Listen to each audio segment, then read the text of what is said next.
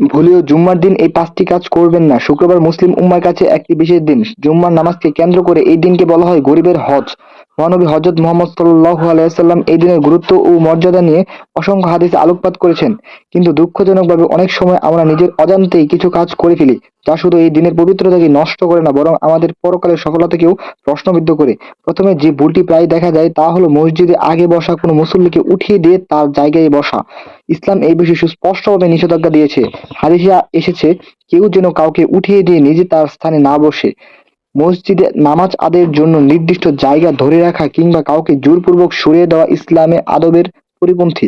নামাজের জন্য মসজিদে আগমন মানেই আল্লাহর সন্তুষ্টি অর্জনের জন্য চেষ্টা। সেখানে অহংকার বা জোর জবরদস্তির কোনো ঠাঁই নেই। দ্বিতীয় যে বিষয়টি ভুল হিসেবে ধরা হয় তা হলো মসজিদে হারানো জিনিসপত্র খোঁজা।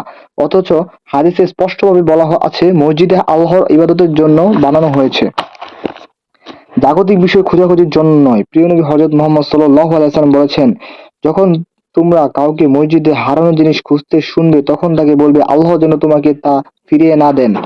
কারণ মসজিদ দুনিয়াবী চর্চার স্থান নয়। তৃতীয় ভুলটি হলো দুর্গন্ধযুক্ত কোনো খাবার খেয়ে মসজিদে প্রবেশ করা, বিশেষ করে রসুন, পেঁয়াজ বা অন্য কোনো তীব্র গন্ধযুক্ত খাবার খাওয়ার পর সরাসরি মসজিদে প্রবেশ করা থেকে স্পষ্টভাবে নিষেধ করা হয়েছে। কারণ এই ধরনের গন্ধ শুধু মানুষকে বিরক্ত করে না, বরং ফেরেশতাও এতে কষ্ট পায়। তাই মুসলমানদের কর্তব্য হলো মসজিদে প্রবেশের আগে নিজেকে পরিষ্কার পরিচ্ছন্ন রাখা এবং এমন কিছু না করা যাতে অন্য কেউ কষ্ট পায়। চতুর্থ ভুলটি হলো মসজিদের ভিতরে উচ্চস্বরে কথা বলা। আমরা অনেক সময় খেয়াল করি নামাজ শেষ হওয়ার পর মসজিদে দাঁড়িয়ে বন্ধু বান্ধবদের সঙ্গে গল্প গুজব শুরু হয়। কেউ কেউ আবার জোরে ফোনে কথা বলে। অথচ মসজিদ হলো আল্লাহর ঘর। এখানে জোরে কথা বলা, হই-হুল্লোড় করা কিংবা অন্যের ইবাদতে ব্যাঘাত ঘটানো ইসলামের শিক্ষাবিরোধী।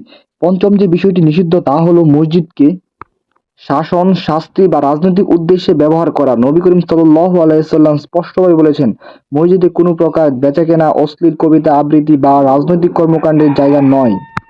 মসজিদের আদব লঙ্ঘন করে সেখানে জাগতিক লাভের আশায় কাজ করলে তা মসজিদের পবিত্রতা নষ্ট করে। এই ৫টি বিষয়ের প্রতিটি আমাদেরকে একটি স্পষ্ট বার্তা দেয়।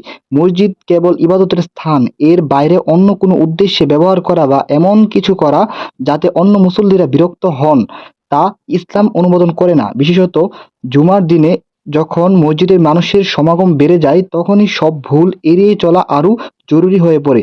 তো বন্ধুরা, ভালো থাকবেন আর এসব বিষয় থেকে নিজেকে দূরে রাখবেন। আল্লাহ হাফেজ।